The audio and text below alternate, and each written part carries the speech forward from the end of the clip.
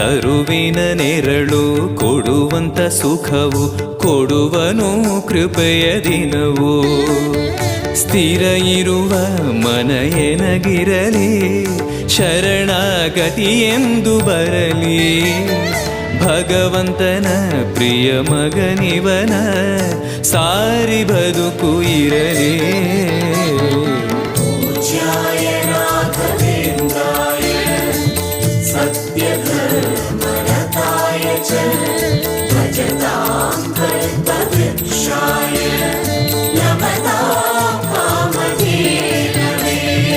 ಆಲಯವೆಂದರೆ ಮಂತ್ರಾಲಯವೇ ಬೇರೆ ನಾ ಅರಿಯಲಾರೆ.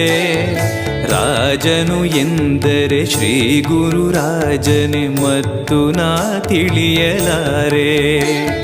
ಆಲಯವೆಂದರೆ